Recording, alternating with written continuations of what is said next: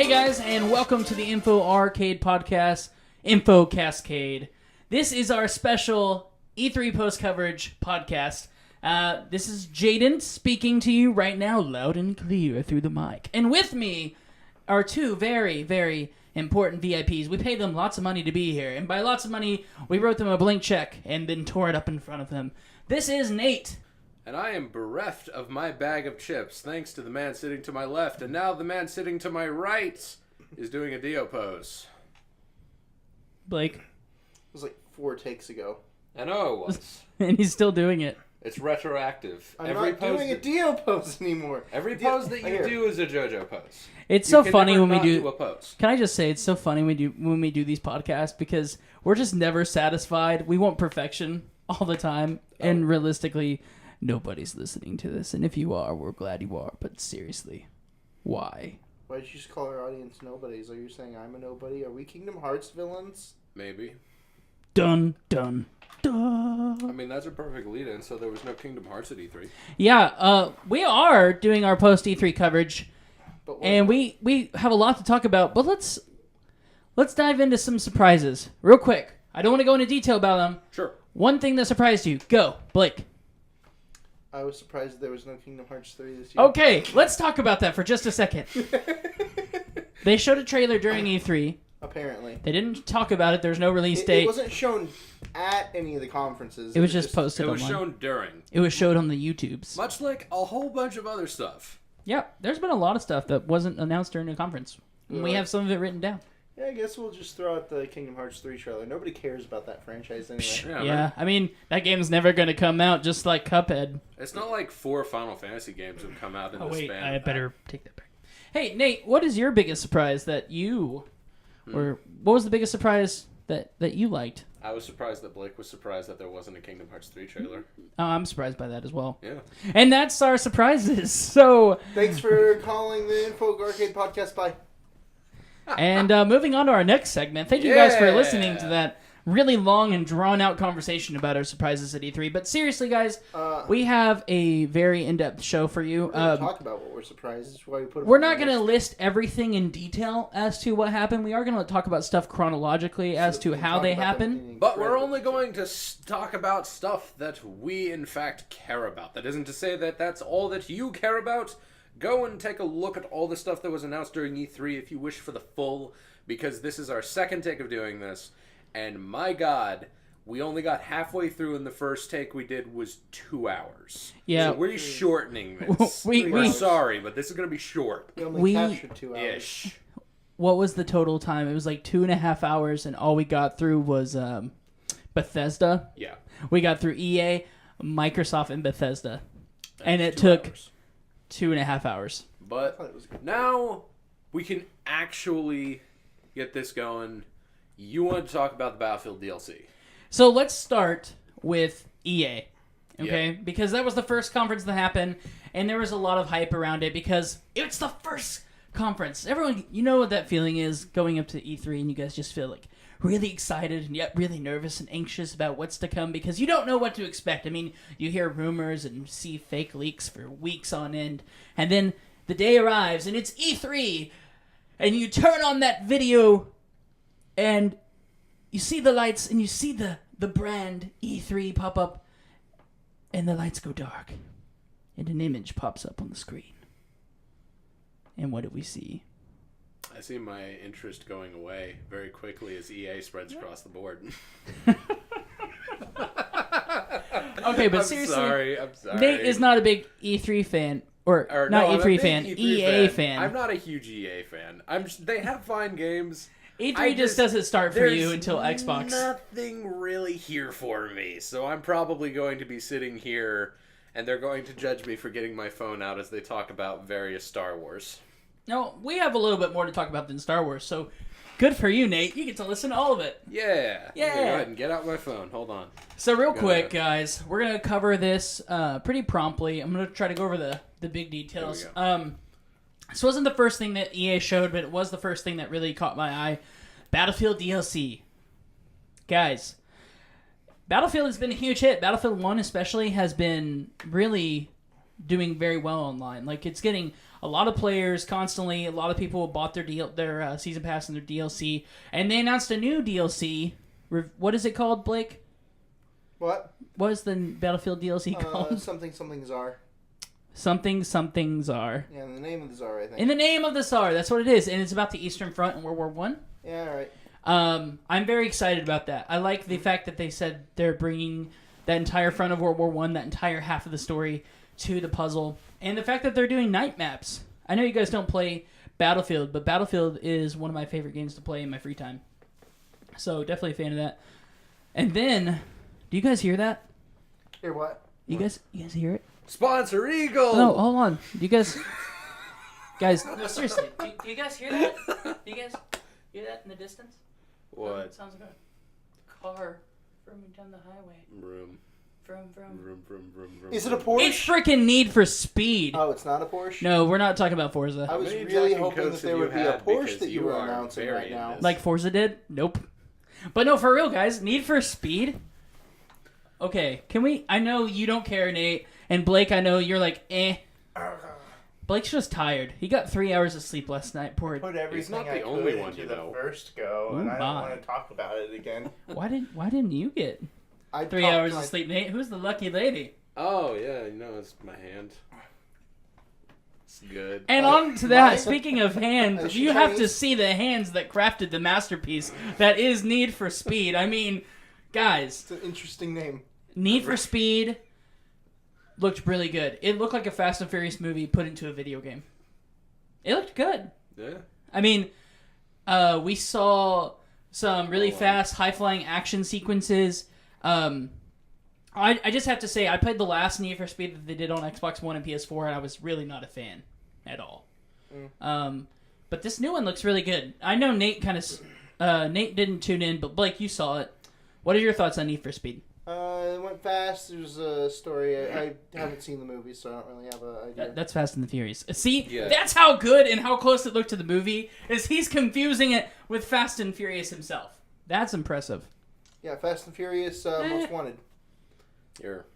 That's Need for Speed. What? Again, Need for Speed looked freaking awesome. I'm excited for its launch this fall. I'm really excited to play it. It just looks fun. The action against like these gangs of dealers or whatever they are, it looks really interesting. Then let's talk about something else that Blake had a lot of interest in. Is that the... Yeah. Hold on. Yeah, it is. Is that freaking Magikarp jump? Yes, it is. Get that out of here. No.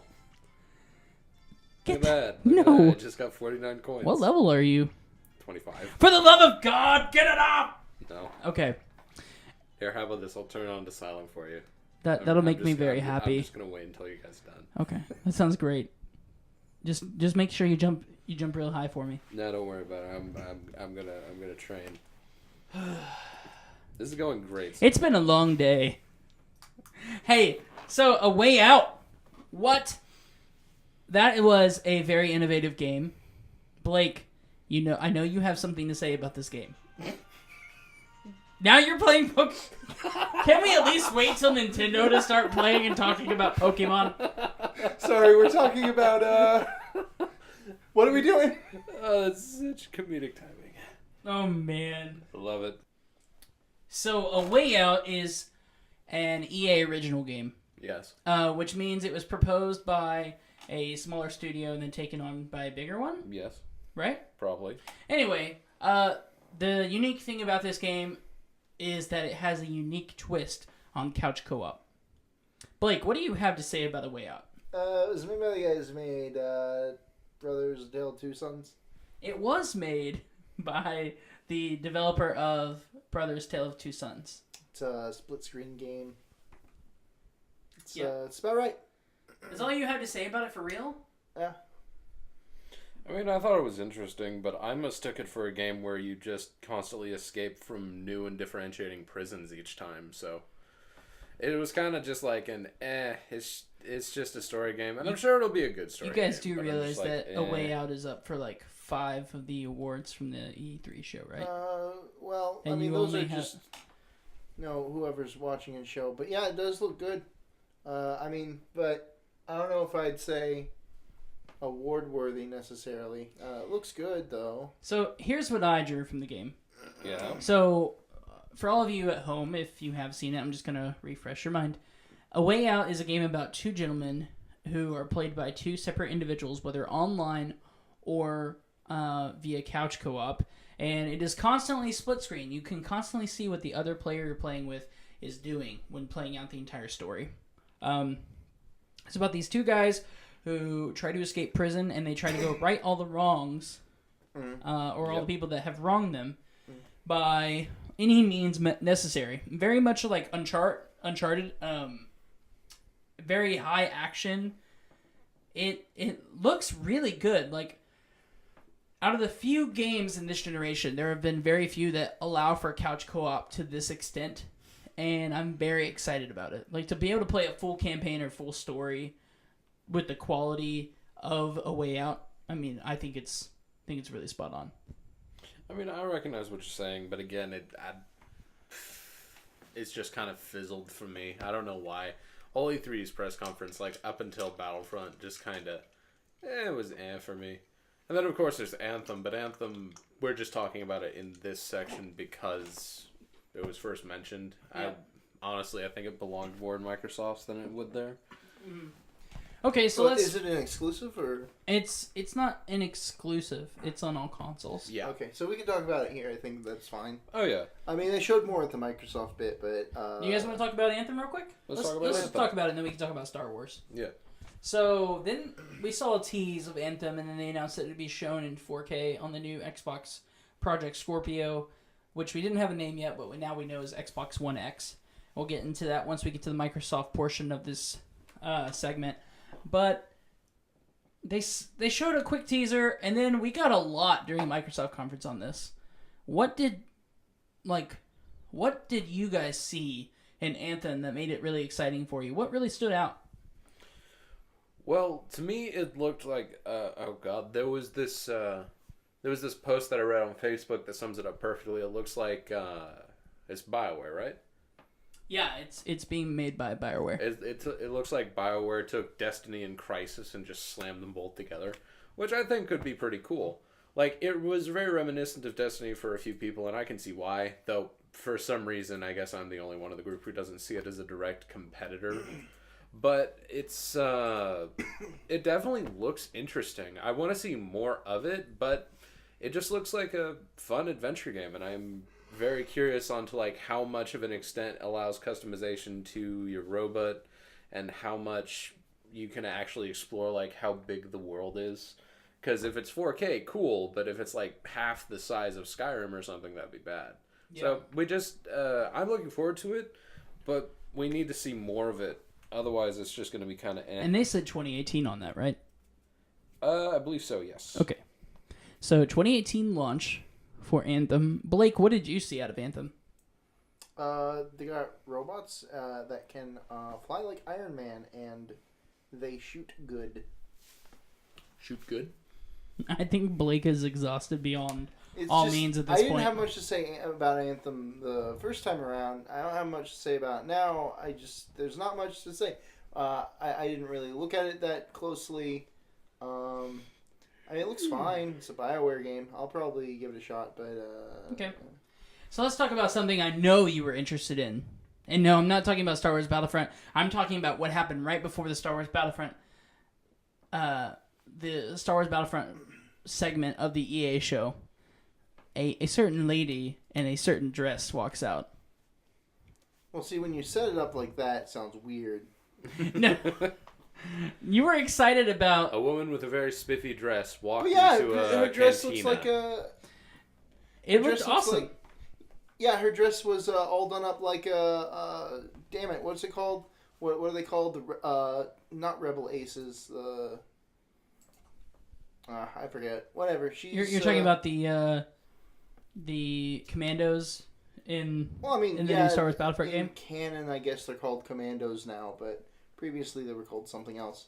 But yeah, the same idea. They've got all black armor with red stripes on them. Her dress was all black, and it's got a big old red lapel on it.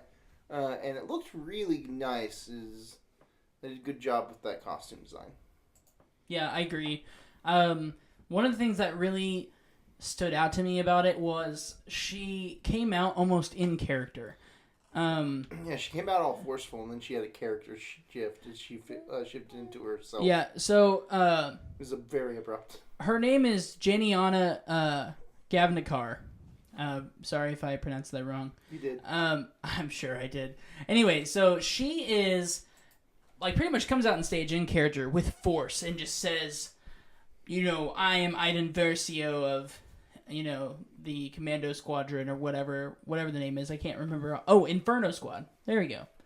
And then she goes on to start talking about the multiplayer and how she's taking spot number 40 of their 20v20 live stream of the Battle of Theed, which was 20 YouTubers versus 19 YouTubers and her in an all-out warfare showcasing the best of Star Wars Battlefront 2's multiplayer on Theed. And they showed Clone Wars because this Battlefront's multiple eras. Just so we're clear, this isn't the original Battle of Theed. This is one that happened much later into the war. Last 2 years, if I remember correctly, where the there was no, there was. They tried to retake Naboo and they failed. The Republic managed to fend them off. It was shortly before their invasion of Coruscant, after they found the secret. But if you want to know zone. more on that, you can go watch Star Wars Explained. Anyway, sorry to cut you off, Blake. I'm sorry. This game's not very accurate. They're implying that a V-wing starfighter is better than an N1, which is definitely not the case. You're saying it's not better than an N1 starfighter from Naboo? I am saying that it is definitely not. It is a fodder fighter. Okay, interesting. It's fast, but it has nothing else on it. And So- was state of the art at the time. So let me get this straight. So when it comes to Star Wars Battlefront, what was some of the things that really stood out to you, outside of the fact that they said that the V-wings were better than the N1s? Some droids shot some people. We don't need a description. They know what happened. I mean, what are things that stood out to you personally? You don't have to give it also an shot account. droids. This is not what we discussed prior to this. Anyway, so here's what I will say, and then I really want you guys to talk about this because this is pretty big. So first off, everyone was really pretty much overall disappointed from a popular audience standpoint. A majority of people did not like Battlefront 1 as produced by EA DICE because of the lack of content. Right, that stuff. And now they're doing 3 times the number of content, including doing cross eras, covering Clone Wars, covering the First Order, covering the Galactic War, just like Battlefront 1. More planets, no more randomness. Come on, guys. What? You're explaining What? it pretty well. Yeah, dude, this isn't my quota, dude. I'm just sitting here, like, trying to see if I can pre-order Amiibo, and you're talking on about Star Wars. That's your thing. I personally am really excited for Star Wars Battlefront 2. I think it's a huge step in the right direction. And I think it just shows that EA is starting to change as a publisher, and DICE is definitely starting to change as a developer. They really are truly listening to their fans now and trying to appease what it is they want. That's a great text tone. And so That was a phone call. I'm very excited about that. I definitely think that Star Wars Battlefront is going to be awesome this November when it comes out. Oh, yeah. So I would highly recommend that you guys go double check it. That's probably one of my favorite games of the show. Definitely my favorite shooter. I am super excited to play the story mode and then resell it back to... I think the multiplayer is going to have a lot more to offer than you give it due credit for. I just don't play shooters that much. I might enjoy it a little bit, but it's not really my thing. If they don't do the space combat justice, then I might not play it that much. Anyway, so moving on to the Xbox segment. All I want, it's very simple. You just want the very you just want the single player? No, I know what you want. You want Factor 5 to come back and resurrect themselves from the dead to make a Rogue Squadron game. Yeah, that's basically right. Well, not even just Factor 5. We could go further back. We could go X-Wing v TIE Fighter. That would be great. I'd be down for that, too. Although that's a little bit too sim for me. Yeah, I can see that. I don't want to manage All right. power to... Microsoft, guys. This is what we've all been waiting for. We got EA out of the way for you guys, so don't have to worry about it. Yeah. Microsoft. What do you guys think about Microsoft? They announced the Xbox. It's called the Xbox. Yep. And then Project Scorpio has a name. Yeah. Xbox One X. Yeah, the Xbox. terrible name. Why do you guys think it's so Dreadful. terrible? Because it's stupid. They could have just kept it Xbox Scorpio or Xbox One Scorpio for the It'd love be of like God. saying that the It Wii would have U been was a good fine. name. That is true. I think you're right. It would have been fine, but I think what Microsoft was trying to do here was to reassure audiences that it's not an entire new console and it is a part of the Xbox One family. Oh, yeah, but if they're going to build it up and then you just say, all right, everybody, here we go. It's the same console that you already have. We're going to put a letter at the end of it. Let me ask you a question. Is it the same console? Because, no, that's not the right question. Yes and no. I will Kind of. argue it is the same console, just with new specs. I will say this.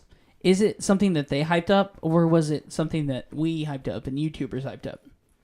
Did YouTubers hype it up? I know Oh, yeah. that I don't think that... I wasn't excited for it until very recently. I mean, it got a lot of hype just straight out the box because it's a powerful machine. I mean, we knew what it was capable of. They Right. told us so We many found out the times. specs months ago. Yeah. We just learned So- everything we already knew. I wasn't We really paying basically attention, just but- were sitting here waiting for the price and the title, both of which are disappointing. Like, Oh, I don't think the price is disappointing. I it's think about the price is So absolutely as dreadful. expected. The price came in at $499, Yep. and the specs are unreal. The specs are very powerful. 6 teraflops Yeah, I of think GPU they're performance. probably stronger than No, my it's 6. computer. Is it 6? I Is thought it was 16. No, 16 is like a server. I mean, Yeah, 6 teraflops. I want Six to have is a a lot. server in my house. compared Okay, to... I can sell one to Can you. I run a server farm? You can. Can I make that sweet muns? Yeah, but you gotta have muns to make muns. I mean, You don't want to do that. Jaden, can you lend me some muns? No, I have no muns to lend. You'd have to go through school. Anyway. I'm really sad about that. But that's great because that leads right into why I don't want to buy an Xbox One X. Because we don't have monies. Exactly. That's the main I problem. have an Well, it's Xbox One that's set It's not useless. for us. It's for people who don't have Xbox Ones already and want a console experience. As And opposed people to like you that want huge And- stuff. Who doesn't have an Xbox One? Okay, A lot of people. actually, a lot of people don't have an Xbox One. Honestly- Which is the problem. Honestly, Yeah. I was gonna wait And- until the announcement for the Xbox One X, and if it was $400, I was gonna sell my Xbox. And But now I'm not. it's for people who have 4K televisions. Yep. So basically, it's a luxury item. It's Yep. a very, very, very small-ish luxury item that you really need a 4K TV to get the best out of, and it's really, really not that needed because they announced Well, straight up, hey, did you- you can play all of your Xbox games It's not. on your old computer, or It's- not computer, on your old consoles. It's not needed, but what? Raise your finger if you want to talk, dude. Huh? No. What? What? Yeah. Why? Like what we're doing. Anyway, what I will say Ridiculous. is that when it comes to the that Xbox breaks One, the- have you ever guys seen that episode of The Office where Michael goes to get an interview for a promotion? Nope. Okay, let me sum it up for you. They Okay. go, Michael, what are some of your biggest weaknesses? Can you tell us about those? And he says, I care too much. I work too hard, and I stay late all the time, or something like that. And he's like, wait a minute. Those are, yes, you see, as we go over my weaknesses, you can tell that those are actually also strengths. Oh, okay. That's the way I feel about the Xbox One X. Because on one hand, from a fan's perspective, the Xbox One X is a dream come true. Because it's not an entirely new console, and they're not being left behind. They don't have to go out and buy new hardware so they can play exclusive games that are only on the Xbox One X. They can still maintain their current Xbox with the option to upgrade, but they don't need to.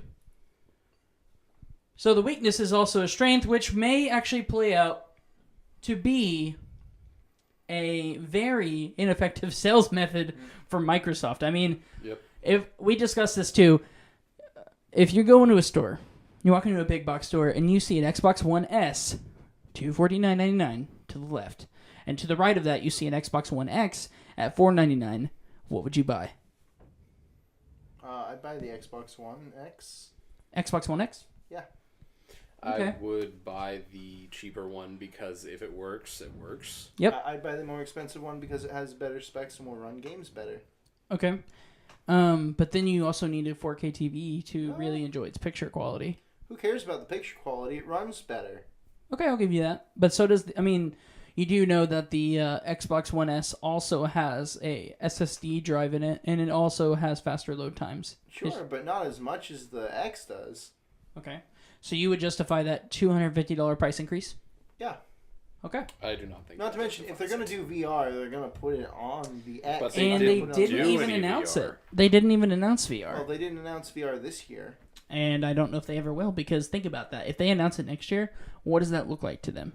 They're just holding off for now. They want to see if it's going to actually take off. I think Sony fired a little bit early, but it's kind of good that they maybe Sony fired early, but at the same time, did Sony fire early? Because I believe there were other places like the HTC Vive and the Oculus that were already active and in existence when it comes to VR. Yeah. So they did. Did PlayStation jump early? Yes, they did.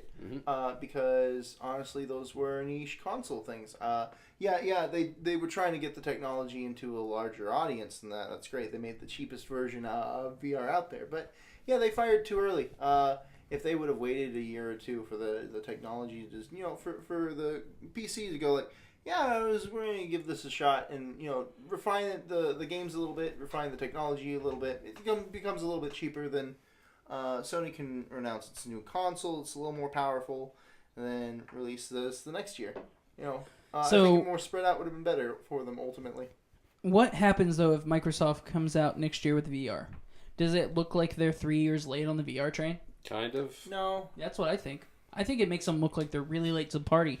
I mean, and it makes it almost look desperate at that point. Let me ask you a question. How many people have VR right now? More people than you would think. I mean, think about the PlayStation VR. Despite its $499 price tag, look at the Oculus Rift. It's $800. HTC Vive, $800 on average, right? Some of them are more expensive. That's on top of the already expensive gaming PCs. But truth be told, people are investing in it. Sure, but I need numbers. The PlayStation VR had a hard time staying on shelves through the holiday last year. And then they were sold out by January. And they took 2 months to restock. They didn't start restocking until around the time of the Nintendo Switch. So, how convenient. What is that, maybe 1 million? I mean, they sold a lot of units. Maybe 1 million. That's 1 million, though. But even with... small okay, number. 1 million is a pretty small number, but 1 million at a $499 price tag, that's still 1 million people and it's pretty niche. investing into the luxury that is VR. And we don't really have a design philosophy for it properly yet. So if we really want to build games for it, I'd say holding off and waiting another year, just like Nintendo is. But we also saw that there are a lot of VR games being developed by third-party developers like EA and Ubisoft. We saw those in the conference this year. Sure, yeah. But they're going to be on Oculus, they're going to be on HTC Vive, and they're going to be on PlayStation VR. But guess where they're not going to be? On Microsoft, because they didn't develop a VR unit. None so of to them that were point... major titles. None of them were system sellers. Maybe not. But then again, is VR truly a system seller? And I think, to your point, maybe that's why Microsoft is waiting. Aha! VR isn't a system seller. VR is a system. Right. But... he has a point. But, if... Okay, Nate, let me ask you this. Yeah. Because I already know, Blake, you're already sold on Xbox One X. Yep. As we know. But... Well, I have a PC, so I don't need it. But ultimately... yes, if I were to buy one... And, I've never owned a 360. I didn't own an original Xbox, so that gives me reasons to buy one. Right. But let me ask you this, Nate. Okay. Would you be more inclined to buy an Xbox One X if it had VR capability and they announced a VR headset for it? Nope. I think I would. I would not be in the least. Okay. It's like, realistically, VR is new technology. It's been there for a little bit, but not nearly enough to gain any traction and not nearly enough to, be perfected or even close to it. So I would really prefer to wait until VR is much better as is than, in its current state. Everyone knows that Nintendo started the VR trend back with the Virtual Boy, guys. Oh, yeah, totally. I'm actually relieved that of all people, Nintendo didn't just pop out on stage and be like, "Hey, VR." I'm glad they didn't do VR Mattel either. Back with the viewfinder then. Mattel with the viewfinder. That's augmented reality. It's different. Well, no, see, because you don't see through it. No, but you have to use direct sunlight. You have to use sunlight. That doesn't mean that's just a lighting mechanism. What else do we see from Microsoft, guys? So it's definitely VR. I saw the $800 Assassin's Creed Origins bundle, and I am absolutely just befuddled. Would you spend $800 on a Destiny Collector's Edition? Hell no. So Hell no. exactly. It's a So game. okay. You so, want to give me an actual plasma gun or a spaceship? Sure. I'm not going to pay $800 for a video game. If I pay $800 for Star Wars, about an $800 spaceship. I mean, that's still I'd be very cool. worried about if I pay $800 for Star Wars Battlefront's Collector's Edition, do I get a real working lightsaber? Because if so, I'm totally down. You get your wife leaving you. I do get my wife leaving me. I'm not looking forward to that. Maybe I'll opt out. No, the collector's edition aside, I mean, look, they're Ubisoft. They're gonna do that kind of nonsense. But the point is, I think this is the best looking Assassin's Creed we've had in a while. It is. They added a whole new RPG system to it. There are things I'm worried about on that. For example, your player has levels. What does that mean? So, I think it goes in part with the skill tree that they showed off. I mean, you just level up your player throughout time, and as you get more experience, you unlock new abilities and new skills, just like in any RPG. Yeah, and I think RPGs are very effective. Ability directly, because if it affects your combat ability and health directly, that's dangerous. Not necessarily, because most games, think about it, the games get more difficult as you progress through the game. So, Sure, but I mean, it's a stealth game. You shouldn't have to. I don't think in the design of a stealth game you shouldn't have it to where it's like you go back to early parts of the game and you don't even have to worry about anything. You just basically kill everybody without breaking a sweat. You should always be at a disadvantage to the police, the cops, the whoever is in charge. right? Yeah. But So in this case, you might not be, and that's worrying. But outside of that, pretty solid game. You think it's going to be one that you try out? For sure. I think it looks great. Sure. I have always wanted to have bird powers, and I've always also wanted to. I would love to have a bird drone. I would also like to have a heat-controlled seeking arrow. Yeah. Man. So Nate, the next thing they talked about at Microsoft. Yes, the PlayerUnknown's port from the PC, which is I'm actually so excited for this. It's really cool. This is one of the few things that I looked up at the screen and be like, "What, really?" It legitimately made me smile. Cause it was a nice surprise. For those of you who don't know what PlayerUnknown's Battlegrounds is, it's basically this giant kind of Casino Royale, Hunger Games style thing where or not Casino Royale. The James Bond No, movie. no, not Casino Royale. Da, Oh, da, God. da, da, da, da. That Japanese movie with all the people on the island who have to kill each other. Hunger Games. It's not Hunger Games. Something where Japanese Hunger Games. maybe it's just Battle Royale. I should remember this. No, Doesn't it's Battle matter. Royale. Battle Royale, not Casino Royale. My mind is gone. 100 Anyway, people long get story dropped short, on an You're island. right, it's Ocean's and 11. Oh my gosh. it's Shark Boy and Lava Girl 4. So this game's already been very successful really? on PC. Yes, it's very fun, and to get back on track, I'm looking forward to it because I've wanted to play this for so long, just because it's an interesting game. But there's also another game that's coming out that is Coming out, huh? or not coming out. Yeah, you're right. Is Well, Currently it might as well be currently new and shiny. existing. But it's going to be new and shiny. No, it's not going to be new and shiny. The So tubes that normally- connect them together are new and shiny. Normally, it's not worth What? talking about pre-existing What games. are we talking about? When it comes to this thing, But updates. this is uh, fairly big. What is it? it's- What is it's it? the I want to know largest- more. You It's already Microsoft's know what it largest is. IP. What is it? Yeah, you know what it is. I don't know what it it's not is. their largest And our IP. our listeners don't know what it Crossplay is. for everyone You know what it except is. the PS4 owners for Minecraft. So if you're on a PC, Wait if a you're minute. on a Switch, if you're on a mobile tablet, don't act surprised. That is a cheap, gimmicky effect. I'm sorry, listener. I didn't mean to.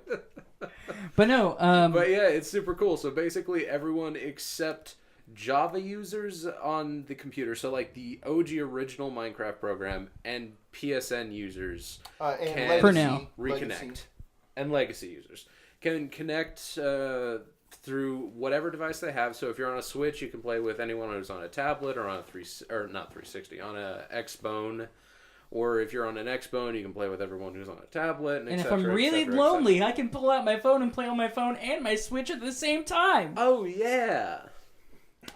But yeah, so that was honestly, this is really sad, but I was more excited for the Minecraft crossplay announcement than I was for the Xbox One. I thought it was cool. I thought it was probably one of the cooler things at the conference. I'll give you that. Again, I own a PC, so it's kind of... Just think, you'll actually be able to build Imperial Star Destroyers with Nate and I. Ultimately, honestly, I was like, oh, God, it's about damn time. But they're not cross-playing with everything. You know, what they have is fine. If Sony opts in, that's great. But here's the thing ultimately, right? This is something that the game should have had from the start of the console versions, and the other cross-platform versions. They should have been able to do this. Now, I understand why they weren't able to, but I think at least with the PS3 and the Xbox 360, there was no differences between those versions. They could have allowed cross-play then, but there was no differences, but there were differences in coding, yeah? No, not really. Different systems have different architectures, or whatever the proper coding term is. There was cross-play between those platforms before. Despite the fact that they did leave out some versions, and despite the fact that Sony hasn't jumped on board yet, I would say a majority, if not 90% or more, Minecraft players are going to be able to start playing cross-platform now. Also, I'd say about 80. Also, if you own the Microsoft Windows 10 version of Minecraft, or you are going to be playing it on the Xbox One X, and presumably also the PS4 Pro. I would imagine. And I would guess you're going to have a fancy new shader update. Yeah, it redoes everything in 4K, which means all they really do is adjust the lighting and shadows. Oh, that's not the shader. That's not the shader. The game itself is just going 4K. Yeah, it's God rays, bloom, and lighting filters and water effects. It looked really good. No, I'm excited. It looks great. It's about time. But yeah. How long has Minecraft been out? It seems like it's only been out a short time, but it's been out a long time. Its official release was 2011, I think. Really? Wow. Yeah, so that was more than half a decade. It's hard to believe it's a 7-year-old game almost. Yeah. They're on They're on 1.12 right now. Wow. Yeah. So with that being said, Minecraft had a pretty big announcement. Yeah. Definitely was a surprise, I would say. It's something that's long overdue, but a surprise nonetheless. Mm-hmm. A surprise to be sure, but a welcome one. Yeah. But what about Animu Dark Souls? Animu Dark Souls? Animu Dark Souls. What game is that? That is Code Vein. See, I didn't miss this part. That everyone thinks is made by From Software that isn't made by From Software. Because rumors are From Software is making something for Nintendo. Exactly. Can you really blame them? I mean, it's Bandai Namco. It looks really good. It looks good, and it's from Bandai Namco, and it weirds me out that there's a Souls-esque game coming that isn't made by the Souls team. I mean, I'm not complaining. It still looks great, and like I said before, it is basically Dark Souls with anime in it. So, very interesting. But that's really all we have to go on right now. There's not been any story reveals. There's only been a little bit of gameplay revealed. So, hey Blake, take the helm. Yarg, do you want to be a pirate? Nice one. Hi, welcome to That was a good pun. Ship extraordinaire. Because a pirate is free. Would you like to jump off your boat and go for some treasure? Sure. Because you can do that now. Yeah. And Sea of Thieves, where we dived off the boat and got some treasure. So is this our second year to see Sea of Thieves? Yeah, it is. Careful, Blake. If your enthusiasm gets any higher, we might have to medicate you. Oh, you're right. I should be more careful. Yeah. So Sea of Thieves, I'm kind of excited about that. You can tell that Blake's about to crash. He's so unenthused. Do we need to get you adrenaline needle? If I could find a snippet from this morning's podcast, which got deleted, I would totally play it to let you guys hear how excited Blake was during this part. But yeah, now it's long gone. Oh yeah. That's why I didn't want to get rid of it. You guys would think we brought in a second person to play Blake as a voice actor. Man, you can do it. Talk about pirates. All right, let me talk about. Come on. Okay, let me talk about Sea of Thieves. What do you like about the game? You like digging up treasure? We got us a map. It's a riddle map.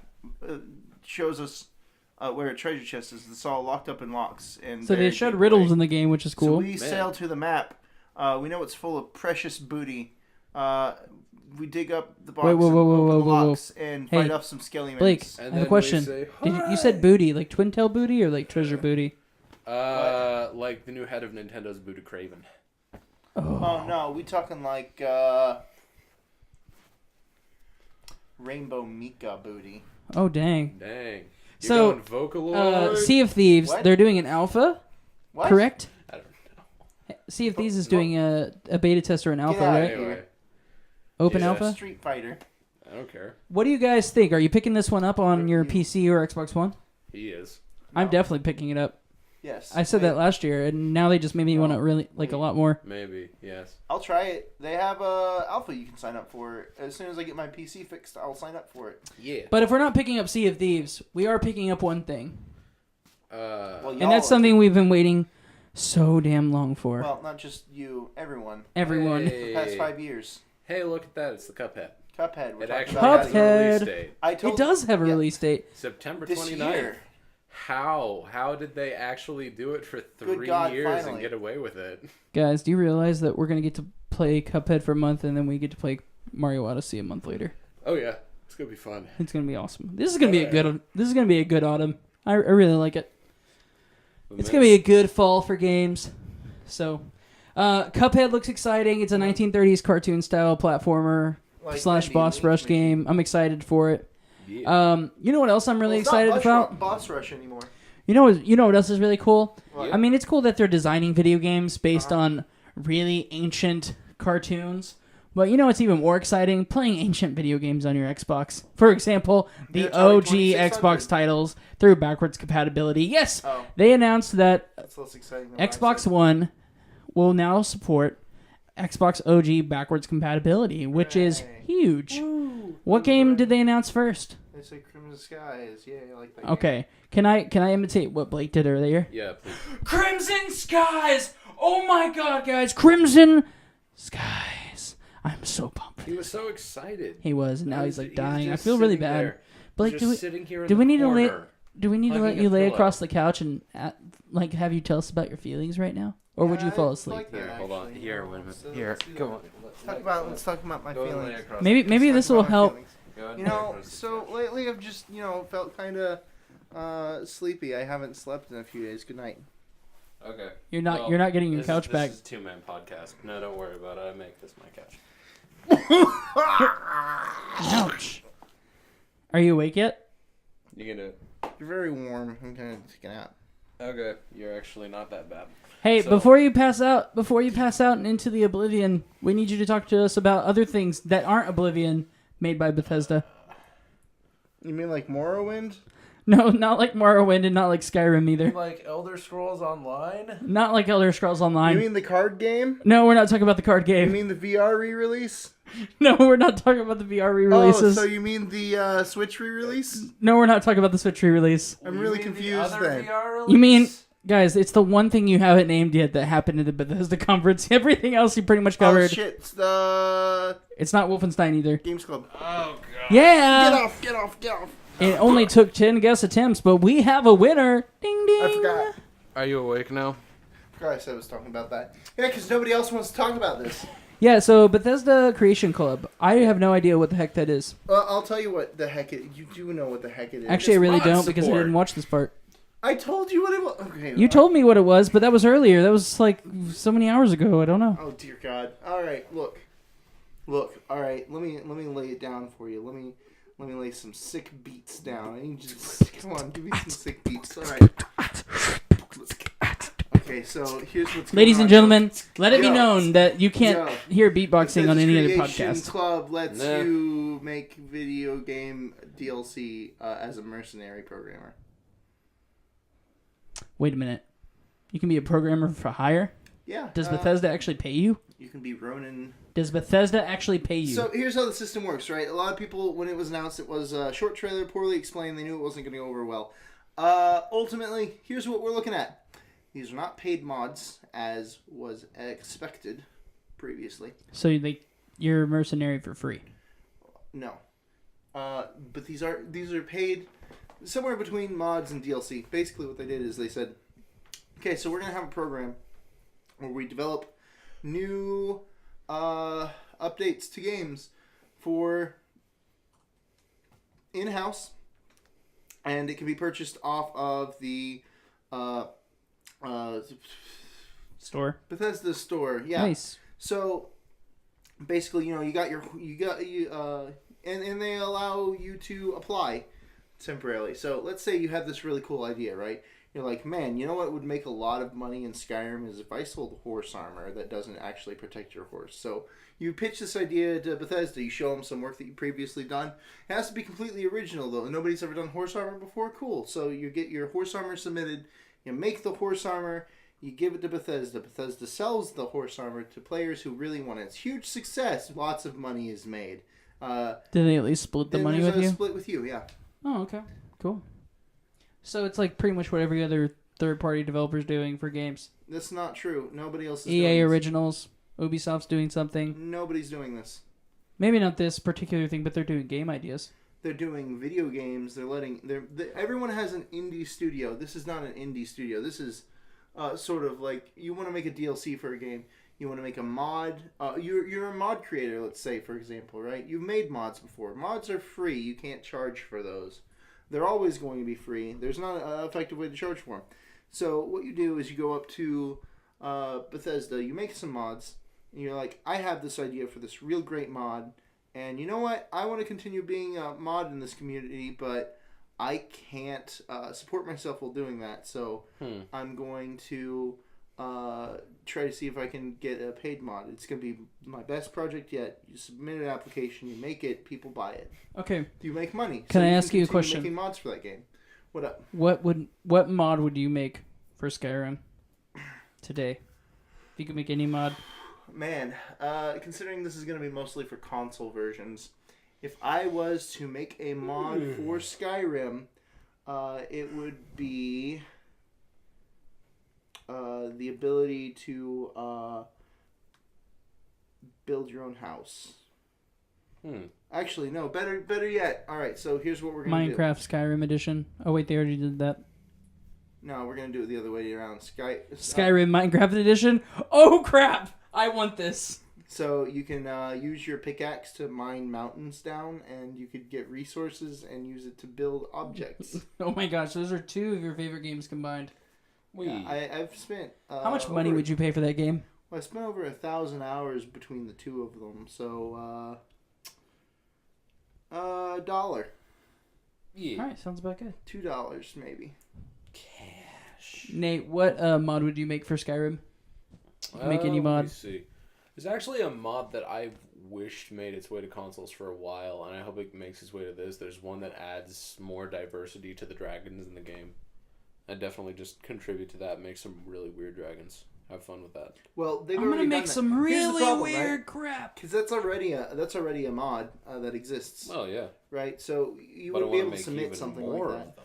All right, so here's my mod. Are you ready? Oof, that's hard to press. That pack has like 50 dragons in it, But at any rate, including ones with fur. Here's my and mod. Are you ready? Water dragons. It's great. You ready? Yeah. No. Need for Speed meets Bethesda Skyrim. Except, instead of cars, you have tricked out horses that you can, like, throw on, like, spinner wheels on and, like, paint jobs. It will be awesome. Wait, so And then you race them, and Pimp My you add Ride guns to Skyrim them. Edition? You add guns to them. Pimp My Ride It's Skyrim. it's Twisted Metal meets Skyrim. Okay. I'm down. I'm for just that. kidding. I don't even know if that would work. But if you're listening and you want to do that, Enough of that. I don't know what that was. Anyway, Fast and the Furious. so Almost. Ubisoft That was close. Oh, was yeah. next in show. Yeah, usually they're And, On the following uh, day, we didn't get sleep because Bethesda was at like midnight Eastern time, For no reason. and it was a complete waste of and then, life for yeah, us. it was awful for us. I heard a lot of Bethesda fans were overjoyed, minus the fact they didn't show off their new supposed sci-fi RPG. And then I mean, I'm Devolver fine with Digital came and went. That was a fun conference. Because You should they watch actually renewed my faith in that Mario plus Rabbids can be a good thing. At Ubisoft, it. they I sure thought did. you- That was at Ubisoft. That was the next conference after Yeah. that one. Well, let's talk about Mario Rabbids, shall we? Yeah. Sure. So So have you ever wanted to play XCOM, but you don't like permadeath, and also it's too hard and not colorful enough? Me. Hey, it's Mario Rabbids. There you go. Yeah. Here, have a game where you have rabbits and also Marios. So, what are you excited about? This is the second time we recorded can I just say that I think we were all wrong about Mario Rabbids from the get-go? I think yes. So we were making fun of it in our videos prior to E3 and in our discussions prior. We saw the announcement, and if you watched our E3 prediction video, we said that Mario Rabbids wasn't real. First of all, it was real, and then we found out a couple hours after we recorded the podcast. I didn't think it was real. That it wasn't real. But we found out it was real a couple hours after the podcast, and we flashed the image up on the screen during the podcast, and we said, "It's real. Oh my god, what are we talking about? Can we cut? Blah." Right? Yeah. And it was real, but we were still worried about what it was, because I thought it was going to be stupid childish to the point where it was like... Oh, I was always excited to play it. I was born ready for that game. You were excited for Selfie Rabbit Peach. Yep. Actually, yes. Psh, psh. I thought it was going to be Hashtags. an RPG. I was hoping for like a Legend of the Seven Stars or Legend of Seven Coins. They never formally said it was going to be an RPG, though. No, but that was the rumors. That's what we knew so far. Except, here's the thing. We weren't expecting it to be a tactics RPG.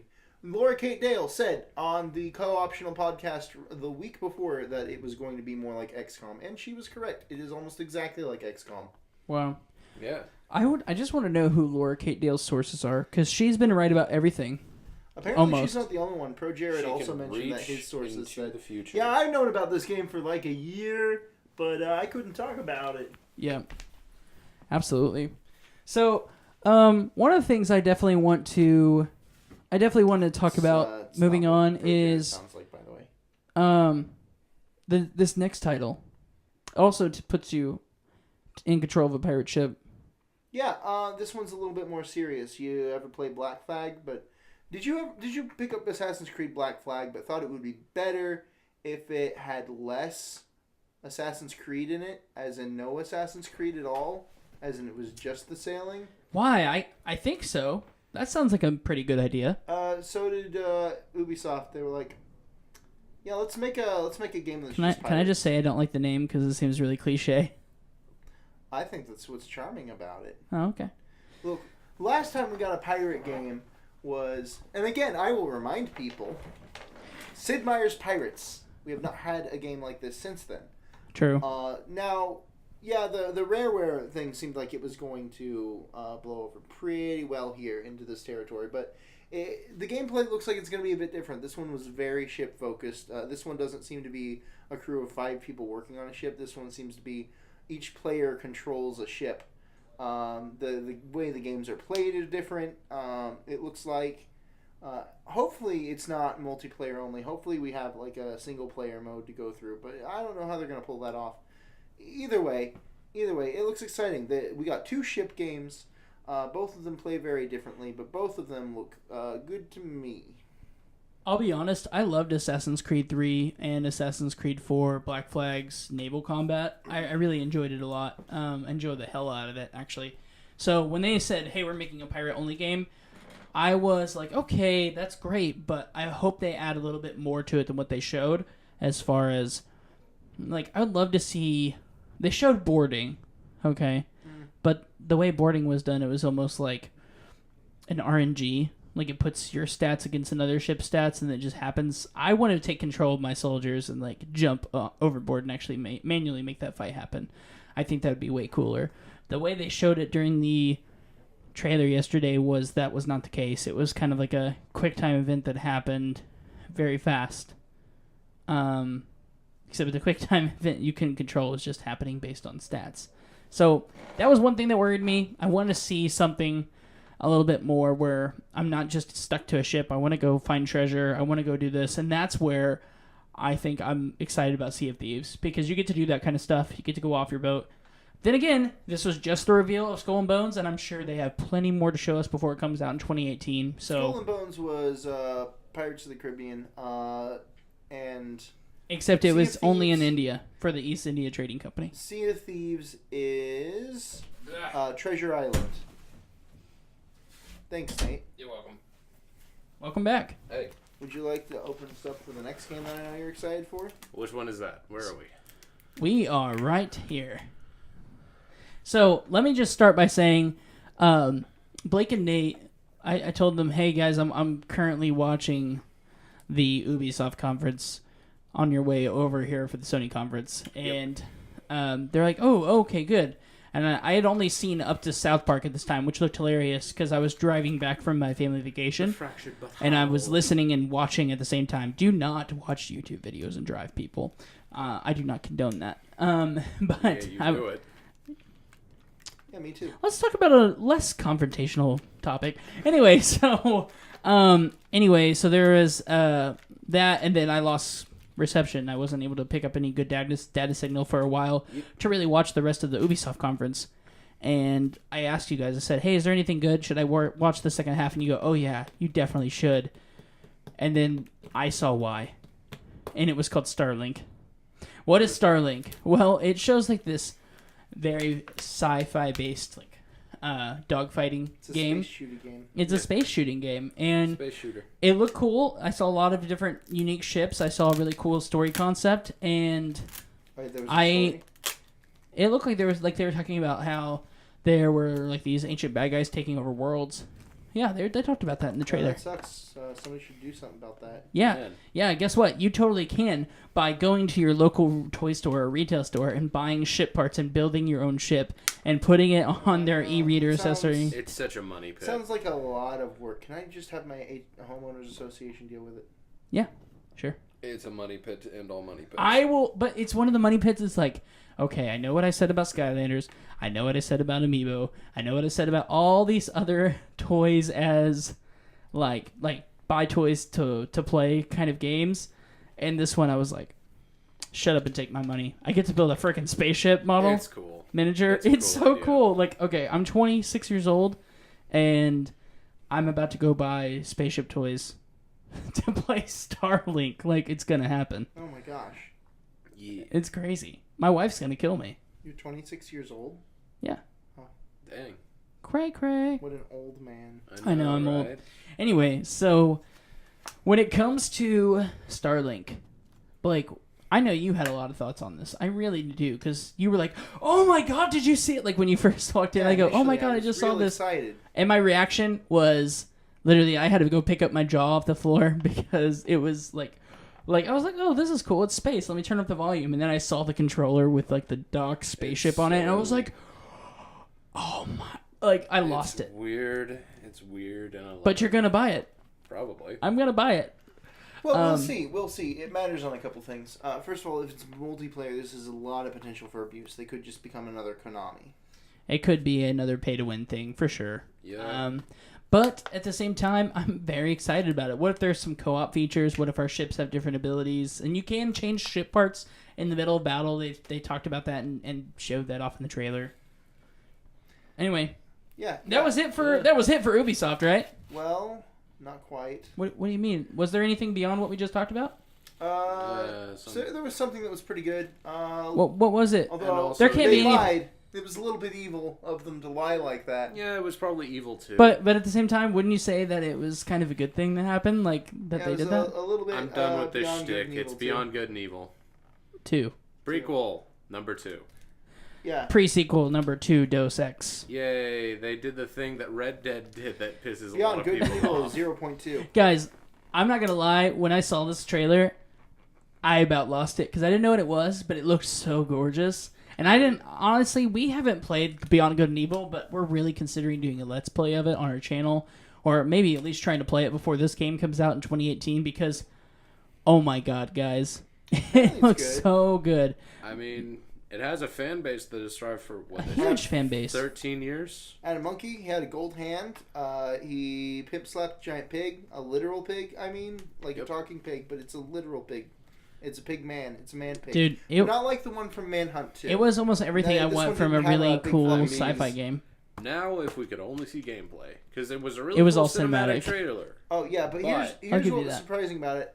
They told us that when asked about it, they said, no, we have nothing to show for Beyond Good and Evil 2. And then they showed something for Beyond Good and Evil. Those liars. But aren't you glad they did, though?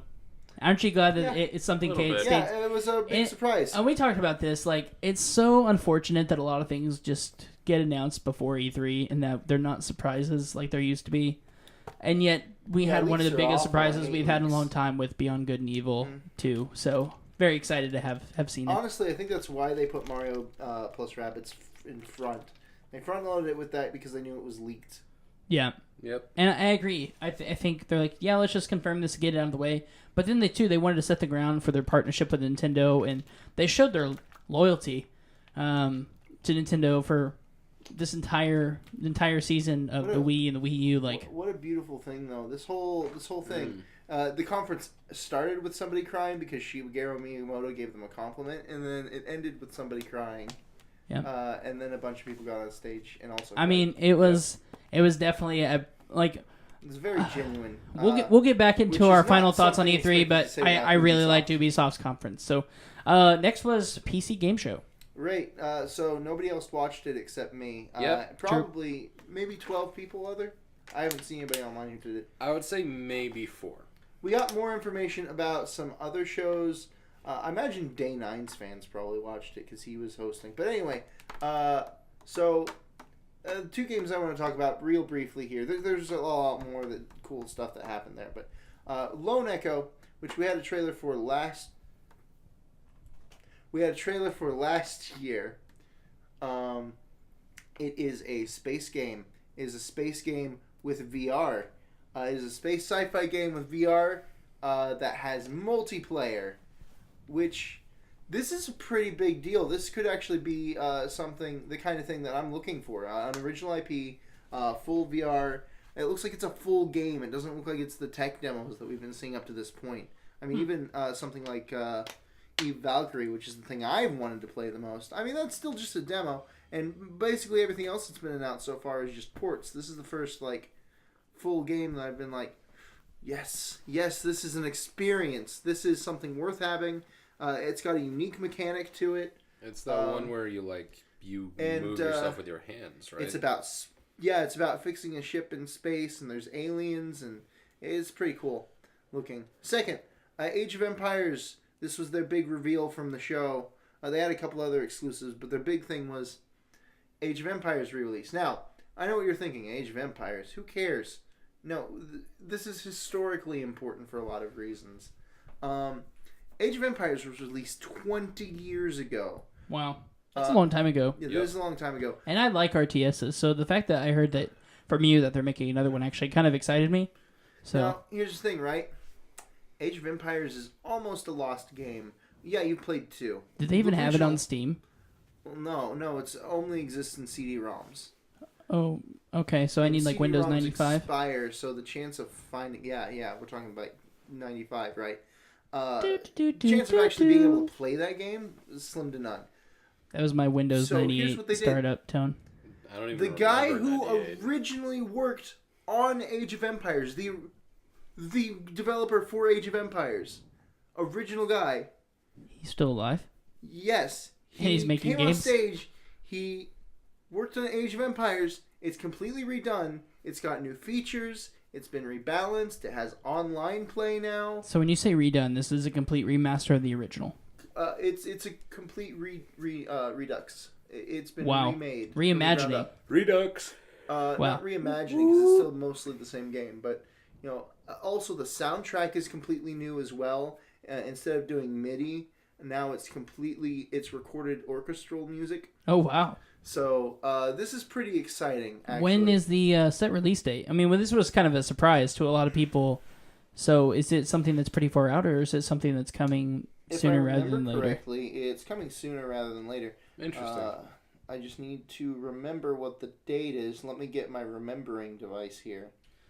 The remembering device will tell all. The remembering device knows all and Let's see. cares for all. There was Show one us more the thing that you showed me personally in the PC game show. I just want to touch on it briefly, but it is like an Animal Crossing cross Pokemon game, Yeah. and it's adorable. What is Double it? Fine Productions created Ooblets, which is a cross It's between so Animal adorable. Crossing and Pokemon. It is adorable. I am excited. It's coming to Xbox One as well. That's the console I'm going to be playing it on since I don't have a really solid good gaming PC. All right. but definitely. Hey, yeah, Sony time though. Yep. Man, though. So what time? When's the release date for Age of Empires? Oh, I didn't have one. Oh, okay. I don't. Do you- I mean, I don't remember. If you were to guess, do you think it's 2018? Maybe. Okay. Probably. Okay. I don't know. I mean, most things seemed like they were. So 2017, 2018. It seemed pretty like it's coming out pretty soon. there was a lot of hype built up around Sony and what they were going to do. We talked about in the prediction Everybody podcast. thinks Sony was going to be great because Sony always is a good. They've been a great show every single year for the past couple of years for sure. The last two have really knocked it out of the park. Sony has really outdone themselves selling this console generation because of the amount of exclusive content in games that they talked about, including making partnerships that nobody expected them to make or remake. And what I mean by remake is the relationship with Capcom coming back to the light. What did they show? Sony didn't have shit. Well, I mean, except for Monster Hunter World. Yeah. Wait, what? Monster Hunter World? Jaden, you don't care, don't. Yeah, dude. I know. we've already I'm not a seen Monster all Hunter of fan like this. you guys are, but I know you guys were like yelling at the TV. You're like, oh my Well, god! he was yelling at What's the TV. happening? Nate was on the phone I outside. was on the phone I was yelling at outside. the You- TV yeah, I remember. for a You completely solid missed minute. it, I mean, I didn't. and you came back in. You're like, completely you're miss it. kidding I had me, to and I was like, spit no, off it was my real. laptop Well, screen. if I'm being honest, You didn't believe I us? need to see more before I am hype. Because, like, I am a big fan of the Monster Hunter of old. As I understand it, there's going to be gameplay at E3 this year, but Yeah. yeah, this is a big deal. They showed a lot. This is a big departure. It's obviously going to be a spin-off game. This is made for current gen consoles, meaning no Switch allowed. We're getting Aww. yeah, we're getting it's for PS4, Xbone, and we got the PC. Obviously, anything on Xbone is going to be on So- PC. Can I ask you one more quick opinion from Go you guys ahead. on this? Go. Do you think that the relationship with Capcom coming back to Sony and saying, hey, and Microsoft saying, hey, we want to develop a game for your consoles, do you think that's going to interfere with their partnership with Nintendo that seems like it's been growing very, very well? Like, Not at all. No, this is Okay. a spin-off game. This has Yeah. nothing to do with it. so you say it's a spin-off game, but is it really truly a spin-off game Yes. considering its first title brand? I mean, I Yes. wouldn't say Yeah, it's it been... is. yeah, it's a spin-off. Jaden, the core Monster Hunter game is something that hasn't changed for a long, Well, long that's time. Not necessarily true. Not changed immensely. You go, Yeah. you hunt the monster in But one it's- area, you go to another area when a monster leaves, or you leave the area when you need something. This is a huge Okay. departure in a lot of ways to the original game. Even Monster Hunter Cross, which is only barely different from the original games, is considered a spin-off. So this is definitely a spin-off. Yeah. This seems to be, from what we've been told so far, it's a single-player focused game that is mostly seamless. This is a game about exploring a brand new continent in the Monster Hunter world. So you don't have all the trappings that you previously had. And again, primarily single-player experience, it looks like, with drop-in multiplayer, as we saw with the Flare. Yeah. So if you run into a problem that you can't take on your own, you basically ignite a flare to summon people from the wide expanses of the Now- internet. And I'm sure that they're going to have an ability that you can just get together in a group and go in and hunt together by default, because I mean, I that's kinda a think they have mainstay to. of Monster Hunter. Yeah. Now, they said this is open world, but I have reservations about that. We will don't have see. time to go through your 4.5-page note that you posted on Reddit. But Now, you will anyway, say that we will be probably touching base on this and making content and videos around this too. Oh yeah, totally. So- eventually. That said, if you guys are listening to this and you are huge it comes fans out of very soon, wins very soon. Or, spring 2018. oh, that's soon. That's Yep. soon. Okay, I missed that. I was gonna say we're gonna be covering Monster Hunter pretty thoroughly. I mean, after all, you guys are pretty big fans. You guys both, one of you has a Nintendo Switch. One of you is thinking about getting a Nintendo Switch, pending that Monster Hunter's Double Crossed actually comes to the States. I just want the Which it special will. edition one. I know it's really cool. And so I know Monster Hunter is really important to you guys. You guys will probably be making content to cover this. So if you are a fan of Monster Hunter and you guys are listening to this, you want to know more, we're probably going to be keeping our eye on this particular title just to see what updates it brings versus Legacy Monster Hunter and talk about some of the things that we're excited about for it. So continue on with Sony. I saw something that was really, really exciting, and that was Detroit Becoming Human. Its third trailer. The second one at E3. The first one they showed 2.5 years ago at Gamescom, and then they then they started bringing it to E3 the following year after that, and then this year, showing two different, very different stories, almost. Yeah, like two sides of the same coin, I wonder. Well, ultimately, this is something that David Cage has done before, right? We saw the same thing in the Origami Killer and the previous game as well. Well, they made, he's made Beyond Two Souls. He's made that kind of franchise where it has alternate endings and has replay value. So it makes you wonder if you are going to play two sides of the coin, and if you have the option to make choices in the game. I feel like he's definitely going to bring that to the table. Yeah, like I said, he's known for games where you have to play multiple characters. But the emotion in the game, the ethical Indigo Prophecy was the ethical response in this of the story and how we should treat androids versus humans, it's a very interesting topic. It's an interesting topic. Here's the thing: if he doesn't handle it properly, this could become a race allegory very quickly. And I think it already is. It is a race allegory, but it could be. You gotta be careful. Yeah. David Cage isn't exactly known for great writing, so. Gotcha. Here's what I think. I think I'm very excited about it. I have no worries about it. I think it's going to be a great game. In fact, this one game alone is actually making me want to pick up a PS4, even though I've been pretty much pro Xbox for a long time, but now it seems like Sony's making all the right moves. Yeah. The question is, when am I picking up a PS4? Because when is this game coming out? I do not know at this time, and I'm ready to know. I know they said it's coming soon, 2017. But that doesn't mean anything until we get a final date. Well, you can pick up one right now. Nate's got one in his house. You can go over and pick it up. All right, cool. And Sounds good. Put it back down. Let's do that. Speaking of a game, that if I took away a PS4, what game would you be missing out on, Nate? What game are you going to miss if I take away your PS4? Well, you're not taking my PS4, so there's that. Okay. Ukulele. I will just say that I know. Look, it's Destiny 2 on the horizon, and it looks good. It looks very good, and I'm the only one in this room who cares about this. So hey, no, a unique strike. It's I'm cool. getting Destiny 2. Space Bane. Okay. Totally getting it. That's all But you aren't getting it for the PS4, though. Yeah, I'm getting it for guy Xbox. Is Space Bane. Well then. Well, We apparently, so far, we we have a new trailer for Destiny 2, which reveals a whole bunch of cool stuff. Like Space It Bane. actually showed the villain for the first time. Yeah, No, that's Space just Bane. a villain. That's not the villain? No, that's not the villain. That Well, yeah, is- there's a lot of Batman one. villains that they could rip off. That is Space Bane, as he's we could being get- called by this group. I thought it would be a combination of Bane and Penguin. Well, we could get Space Joker. He's definitely not Penguin. We could get Space Penguin, though. I think Okay, it's if we unlikely. get Space Joker, I'd can like we to see please have Space Mark Riddler. Hamill do the voice acting on it? I like Space Mark Hamill. But in general, what we Also learned known from as this Luke is Skywalker. that, just like the Destiny before it, they, if you have it on PS4, you get a unique strike, and you get a special exotic weapon called the Borealis. I don't know why people are missaying and calling it the Borealis. It's just Borealis. Learn to read English. Say it right. But, what? What? Anyway.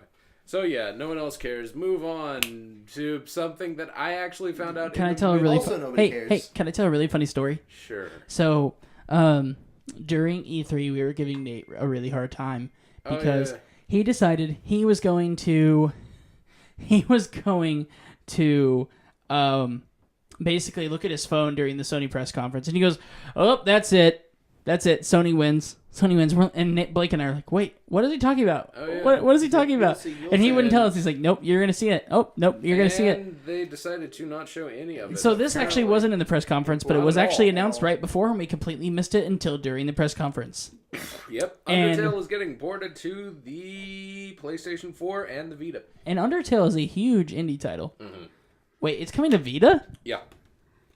They still make games on... Yep. What? Yeah, no, Vita's pretty successful in Japan. Not that that's a Japanese game or anything, but No, it's Huh? coming to the Vita. It's also getting a I'm very surprised. adorable Oh. special edition with the those of you who know anything about Undertale is coming with the locket and also a little music box, and I want it. I need it. Yeah, I am... Honestly... You don't give a dang. Yeah. No one in this room Can gives we a talk dang about the one what thing I that want. really stood out to me I mean, during yeah, the Sony because conference? nothing that I'm like is important. So yeah, go No. ahead and go talk about what Well, you no, want. see- No. it's Don't not that say what that. you don't like isn't important. It's that what you like is a 7-year-old game. Okay, Blake. I won't even say that I much. want you to know one thing. Yes. Not ticking me off by calling it a 7-year-old game. If anything, I'm thinking that you're getting more and more stupid by calling it a 7-year-old game when I'm correcting you all the time. So you know what? It's a 7-year-old game. Say it as much as you want. Lower your IQ. Thanks. Yeah. Yeah, it's part of the. It's part of that franchise, right? This is the fourth one. We never got the third one, right? I'm not sure. I don't know. Hey, but I will say, Mother Earth 3. That's right. Boom. It's Mother Earth 4. Spiritual successor. Move on. let me say this. This is play the Mother big surprise factor. They showed off so many games that we didn't even mention. They showed off Uncharted, which we thought was dead, but it's now back. We saw God of War again. We saw Days Gone again. We saw Detroit Becoming Human, which we did talk about, and we saw Spider-Man again. All of them look great, by the way. All of those games, except Days Gone. I didn't like that. I didn't actually care for Days Gone at all. All right. Anyway, what I will say is this was the big surprising factor, and it's not a good one. And that is that Sony, despite all these great titles that they showed off, Detroit Becoming Human was the only one that was an original exclusive to PlayStation that is possibly coming out this year, and it may not even come out this year. Everything else is slated for 2018. And there were also a couple of games that they didn't they talk showed about at all. they showed some VR, and yes, there are some titles that they're like, hey, we're not even going to bother discussing. We just want to show. Maybe that was their approach. Maybe it's like, hey, we're just going to show off what's coming soon, like in the future, not something but immediately this year. Here's what I'm confused by. Why is The Last of Us 2 coming out after the next Uncharted game? That doesn't make any sense. It is weird. Yeah. Naughty Dog is producing both. I'm not sure. I figured that was it. I figured, hey, they're gonna show and close the show with Last of Us 2 coming out this year. And there was another game that was expected. I don't remember what it was. Let me see if I can remember here for a second. So anyway, that's kind of my big thing. Is like Sony had a pretty great conference overall. I mean, they pretty much convinced me I need to buy a PlayStation at this point. But at the same time, I think I can wait till next year because what do I even get? You know, what do I even get like from this year that's brand new? You know, so that's just me. Moving on to Nintendo, guys. This is a final segment of our show, and they opened up with a bang. They had this cool esports looking trailer. They showed Rocket League for the Switch. They showed off a couple other titles we weren't expecting, like Kirby, and then there's one that everybody's been begging for, and they doubled down on it. We got a title, and I'm excited, and it's really probably bad that the title is what got everyone hyped. But Metroid Prime 4 is confirmed to be in development. For the Nintendo Switch. That is really good. And it's funny, they announced a Pokemon game. Full announced Pokemon game coming to Switch. Yep. They didn't say what it was or what it was called or what anything. But, yeah. Then after the fact of all of that, it's like, hey, here's another Metroid game. It's, we just casually remade Metroid Prime 2 Return of Samus as a 3-dimensional 2D platformer. And, what the heck? Why not? And it has adorable squishy Metroid amiibos. And I love it. Yeah, for sure. So when it comes to Metroid, I'm very excited. I'm glad that they doubled down on it and they're doing a 3DS title that's showing the 2D old school Metroid, and then they're doing Prime as well. I think that's great. Yeah. So anyway, yeah, that's pretty great. Then they started talking about the Legend of Zelda DLC. Mm-hmm. They showed off 2 DLCs, both of which were very exciting. They showed off the Trials, the new Trials, and they also showed off. What was it? I'm thinking of. What was the other DLC? The Champions story, correct? What? I'm sorry. They showed off the Champions DLC. I'm really excited about that. They showed off new Champion Amiibo. I want all of them. Anyway. Yeah. Good luck, by the way. They actually... As you guys were talking about Battlefront, I was looking up to see if any news had come out because, God help me, I will get some of those amiibos. But I did find out something interesting. Apparently, for a brief, 10-minute window, Best Buy accidentally opened pre-orders on the Champion amiibos. And then they immediately got shut down, and they're canceling all the pre-orders that were accidentally placed. Oh my gosh. So, That's yeah. big news. Yeah, that's pretty big. But they had all 4 of them? Oh, yeah, they had all 4 of them. So that's a good sign, because that shows that all far- retailers will probably have all 4 of them. Well, so far, it's Best Buy and Amazon are both confirmed to have dummy pages for the Champions. I couldn't find anything else about it, but considering it's both Best Buy and that, I would assume that it's, everywhere. Gotcha. I would hope, because my God, I really don't want Best Buy to just get all 4 of those. Another one that we want to talk about was Jurassic Park. Oh, yeah. It's been a while since we have a Jurassic Park game. Last one was made by Telltale. It's fantastic. This one's being made in-house by Nintendo. No, guys, I'm not talking about Jurassic Park. The actual... Okay, No. Yeah, It's great. You walk around as a T-Rex, and the T-Rex pops its hat off, and the T-Rex becomes a short Italian plumber. The short Italian plumber. Wait, T-Rex goes around. Are you the implying world. that the T-Rex is Mario? Oh yes, the No. T-Rex is the true incarnation of Mario.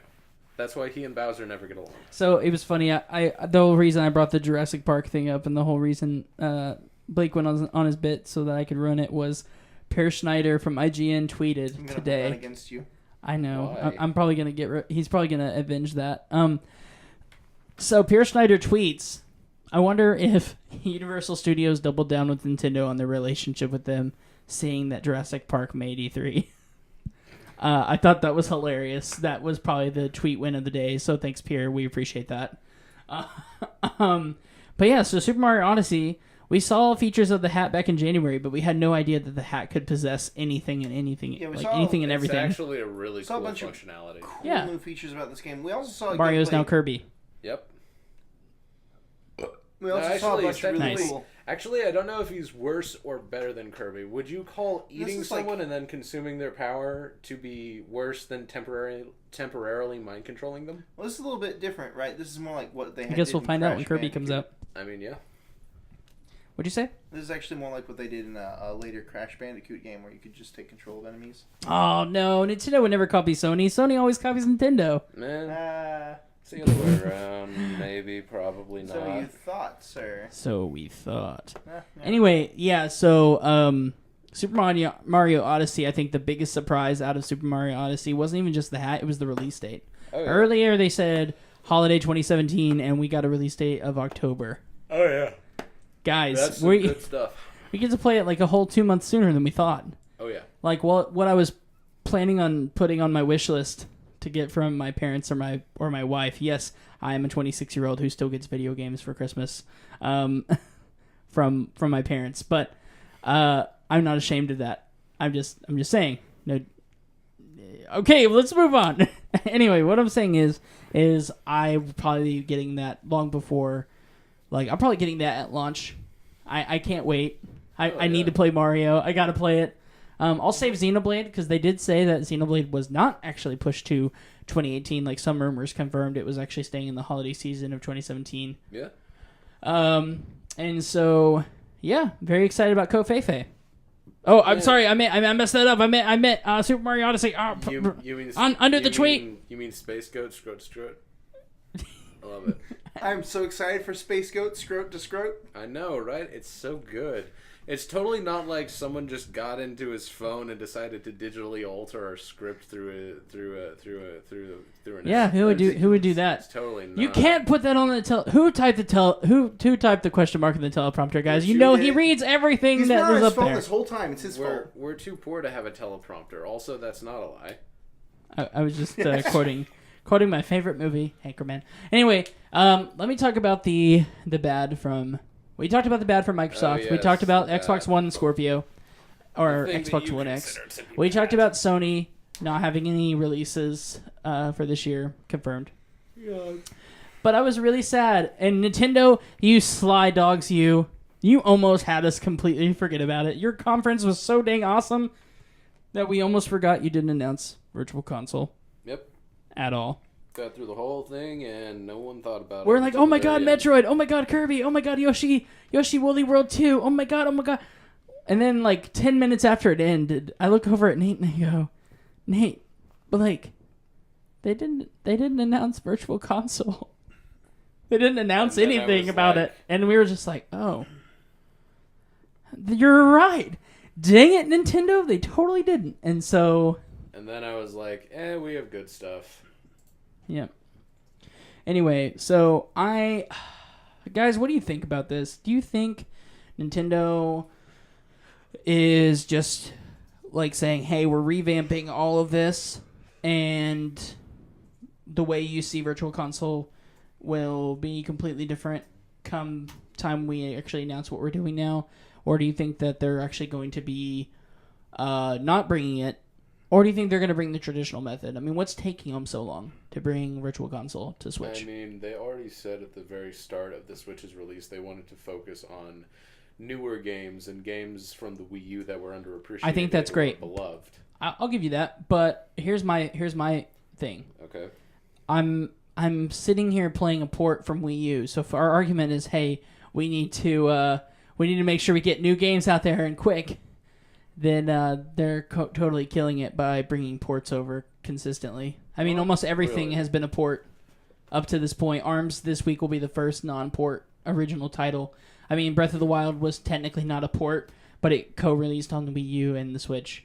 Okay. And everything else has been a port up to this. Splatoon isn't a port, but it may as well be. I mean, they're bringing almost half of Splatoon back and then adding some content and revamping the graphics. I mean, you can... And that's coming from this is coming from a diehard Nintendo fan, and I'm ripping Nintendo apart. So bravo to me, right? Okay, that's adorable that you think you're ripping Nintendo apart. I am. I'm holding them accountable to their actions. You're holding That's them not true. accountable Snipper for Clips their is actions. original content. Okay, I'll give you this. Snipper Clips is freaking adorable. Snipper Clips is original content. Breath of the Wild, you might as well just say is original content because... And I think Breath of the Wild is one of the best games of all time. So I'll give you that. It's produced simultaneously. Well, the reason they re-released Mario Kart 8 was because it was the most popular thing on their previous console that wasn't very popular. Minus Smash Brothers. Yes, Jaden, we all know that you're throwing. And we didn't get Smash Brothers either. Wow. That was honestly... I only get a new Metroid confirmation, new Zelda DLC, and a freaking cool-looking Super Mario game. Okay, so the big... But I don't get my Virtual Console until later. Well, I was expecting them to talk about... They're porting everything else, and if it's so easy, apparently, to port games from the Wii U or from any other console... Jaden, would you rather port games from a dying console that were actually good, or would you rather go and delve back in like Pokken or Mario Kart 8? Yeah, those were great games. Yeah, they are. But what I'm saying is, what if they port Super Smash Brothers over from Wii U and 3DS and combined the content together and made one game, put it in HD, and added a few new characters and stages, right? They could add in a Splatoon character, they could add in ARMS characters, they could add in some maps. It wouldn't be that difficult. They just have to produce a little bit of new content. If I was because Nintendo, apparently everything is so easy to port. Entirely new Smash, not just porting. I do want a new Smash. That's also true. But I could see that coming. But why not appease your fans and blow the door out? This conference, aside from a small blurb about Pokemon and a small blurb about Metroid, all these games are coming out this year, right? Right. No. Yeah. Kirby was a small blurb. Coming out next year. Oh, is that next year? Yoshi's next year. Well, like within the fiscal the only thing that's coming out this fiscal year is Rocket League this holiday. I don't think that fiscal year goes until like Mario Odyssey and Xenoblade. And then they showed Fire Emblem Warriors and they showed a snippet of Splatoon during the kind of the reel that they ran at the beginning. I mean, generally, that was it. I don't see any gaps in their release schedule that would warrant anything bad. And I will give you that. The thing about Nintendo, and we all agree on this, is Nintendo has done a great job of spacing out their titles. Oh, yeah. But is it going to kill them to release something else for me to play on Virtual Console, or albeit a Super Smash Brothers port on the Switch that can at least tide me over with Mario Kart and Zelda DLC until these new games come out? I mean, that's great, but here's the thing. Literally a week? Jaden, I have a question for you. Is that a GameCube on your shelf? I know there's a GameCube on the shelf. There's an N64. I know there's an N64. NES. I know there's an NES. The truth is, I just want to be able to have it. Okay, These systems are my childhood. They are great. I love my GameCube. I love the 64. I love the NES and Super Nintendo. But here's the thing, okay? They've already announced that with the NES games that are coming with their online service, that they're going to add online functionality to it. And I don't expect them to do that to other Virtual Console titles, but if they did, that'd be cool. But I also want the ability to take these classics with me. I think the Switch is the perfect system for a Virtual Console because it can support it, it has the power to do it, and the ability to take it with me in my hands makes it all the better. I mean, Jaden, you have Snake Pass. That'll tide you over. Guys, you'll never probably actually beat it. It's way hard. It's so difficult. It's so tough. Anyway, so that's my only complaint with Nintendo right now. I think overall, I don't think E3 disappointed at all, except in the areas where we deeply analyzed it to the point of overanalyzing it with pre-analysis to the show. I mean, I think if we went in with no expectations, we would all walked out very happy campers. Better than last year's E3. Oh yeah, definitely, and probably the year before that's too. And I think that game developers and publishers are really starting to understand that we don't want to hear all the marketing fluff. If you're bringing some of it, that's great, but I think all of the main three, Nintendo, Microsoft, and Sony, they all basically went game, and that's exactly what E3 needs to be. Well, I want a little bit of context. I realized I appreciated that in some of them. Yeah, and I understand why Nintendo doesn't, because they literally have 3 days of context via Nintendo Treehouse Live, so I get it. But, I mean, I think it was a great E3. Now, let's just talk about, real quick, what was our favorite game at E3? Starting with Blake. Why start with me? Start with you. Okay. I don't know. Hold on. Give me a second. If I were to pick... Okay, I'll pick... Everybody gets 2. 2 games they're looking forward to the most that they saw at E3. Okay. I'm not going to say Metroid because I know that's what Nate's going to say. But I will say I am very, very excited for Star Wars Battlefront 2. Shocker. And I'm excited for A Way Out. I think... Oh, well, that's easy. Never mind. I think... That's actually really easy for me to guess. Sorry, go ahead. That was super easy. Those are the 2 games I'm really excited about. I mean, out of those... The only reason I picked Star Wars is because I just can't not make that my top 2 with what they actually showed. I think it's very exciting. There were plenty of other games I could have chosen. I just picked that one because it is the one I'm most excited about. And then A Way Out is something brand new. And I think that we should do that model. Like maybe something that we knew was going to show that did show and we're excited about, and then show something that was a complete surprise we're excited about, if that's okay. Can we do that? I mean, sure. Okay. So that's my surprise I like, and then the game I kind of knew about that I'm excited about. Got it. I already got mine. Okay, cool. It's the same as the list I just came up with. Okay. Boom, easy. Sea of Thieves. Okay, one we already knew about. I'm also excited for. Monster Hunter World. Done. Okay. Can't go wrong with those. Monster Hunter World looks fantastic. Can't wait to play it. It's got all kinds of new mechanics. And Sea of Thieves is pirates. Here's the problem, though. If it doesn't have, if the trailer is correct and we don't have music with the meat and it doesn't say so tasty at me, then it's the worst game. But for now, it's the best game. Oh, sorry. There's one other game that surprised me. Honorable mention. Yeah, honorable mention. I was very surprised that this showed up, but I fell in love with it immediately. It was Cafefe, wasn't it? No, it actually wasn't. It was actually an announced one at the conference. Let me pull it up here. I'm really excited to play Super Self-Concerned Burrito. That looks like it's going to be a seriously Game of the Year contender. In case you guys are wondering what the hell he's talking about, he's talking about the Devolver Digital Conference. If you haven't watched it, it's only 15 minutes long. Do yourself a favor and watch it because the humor in you will appreciate it, did. And it's actually pretty fun. So, I definitely like their Money Machine 5000 that you can like throw money into and it catches it. Yeah. That's great. ScreenPay, yeah. ScreenPay. What a great service. Man. Almost as good as their earliest Nate, access. what's one surprise and one game that you already knew existed that you're really excited about now that you've seen it at E3? I mean, if I'm being honest, I think that the thing I'm looking forward to most right now is Super Mario Odyssey. And I only say that because all they showed for Prime 4 is a title. So I'm happy, very happy. But until I see any play for it, I'm going to just sit here and be reserved. Okay. I'm going to sit here and wait.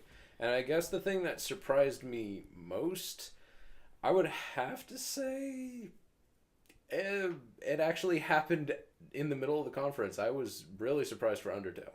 Like, I wasn't expecting that. Mm-hmm. Even though it wasn't shown, I'm going to count it because it literally got released at the very start. I'm surprised you didn't say Metroid. I am too. Metroid. But wait, you weren't expecting Metroid. I was expecting Metroid. Actually. I was kind of expecting Metroid because it's been on the rumor mill forever. If they had come out and like shown some kind of awesome gameplay, hands down that would have happened. But they showed a title card. Yeah. I'm hype. I'm very hype. I'm hype about the new Pokemon too. But again, my I'll title give you that. to the Metroid Prime for Federation Force 2. That would have been pretty funny. And anyway, that's mine. Okay, cool. So what conference won E3, guys? Ubisoft. Why? They showed. I mean, their conference was just the best one out of all of them. I originally thought it might have been Microsoft. They had a good shot for me, as far as I'm concerned. But the problem is with some of the other conferences, people seem to like Sony. Sony didn't really show a lot of gameplay, really. They showed a lot of cinematic trailers, not a lot of gameplay. And of the games they showed, to me, it felt like they showed a lot of stuff that was not coming anytime soon, so why be super excited about it? Because I'm probably going to see it next year. Bethesda, yeah, and they were all just too far off. Bethesda is really only exciting to people who are already playing Bethesda games. Right. We look at EA. EA does their EA stuff. There was some stuff to be excited about there. Microsoft, a lot of good gameplay, a lot of good games coming up. We got our big list of games there. But ultimately, I think Ubisoft edged it out. They have a great lineup this year. Their conference managed to go through cringe-free, which deserves So points. what you're saying is Ubisoft does not need to invite Aisha Tyler again next year. No, I think we're good. Like she could just stay home and they'll probably do just as good. Hold on, no, she needs to come back. I need beams. Okay, Nate, you're up, man. I'm gonna say that it's tied between Microsoft and Nintendo for me. I can't really choose which one because Microsoft had a whole bunch to show, but Nintendo was just up there with quality. So that's gonna be mine. What about you? I would have to say I was super impressed with how EA handled everything, but I think Ubisoft won the conference for me. While I do a lot of my favorite games that were showcased in the show were Nintendo and EA. I think Ubisoft takes the cake for me. I was more excited about some of the things they were showing, and on top of that, it just felt like a very emotional comeback, like prodigal child returning home, like comeback story for Ubisoft. I mean, they've been developing some pretty good games over the years, but it just seemed like this year was it did it feel, or is it just me, that they were really trying to make a step, like a full 360 turnaround or 180 turn around and go the right direction. And I mean, that's the way I felt watching Ubisoft. I mean, we were talking about E3 predictions, and we were said, well, we're not going to expect anything from Ubisoft outside of Assassin's Creed and Rainbow Six and Mario plus Rabbids, but really they wowed. I felt like they really wowed the crowd. And it's not even just because Beyond Good and Evil. It's because there just was so much emotion, and you could tell that they really put passion into their games, and the games that they showed and showcased were really good. Yeah. So that's just me. Anyway, so that about wraps up our post E3 coverage podcast here on Info Arcade and our Castcade podcast special. So guys, if you really like what you listen to, make sure you join us to our monthly podcast that we have. Again, the third week of every month, we are going to try to release a podcast. And so make sure you guys check those out. Listen to them on your morning commute. Check them out during the week. We would love to have you. While you're at it, we deliver other great content via YouTube. We deliver videos all the time, reviews, let's plays. So make sure you guys check that out. And guys, where can they find you? On your channel. On our channel. That's right, because we are pretty much working together as a single unit. We don't have individual. Nate has a YouTube individual channel. tags Plug yet. your YouTube channel, Nate. No, so that people can go watch your student work. Oh man, yeah, it's fantastic. You can watch and this beast already. video of Trump. Anyway, this has been Info Arcade's podcast team signing off. I'm Jaden. Nate. Trogdor. And that's our show. Thank you guys so much for joining us. And we look forward to having you guys back next time. Thanks. Bye.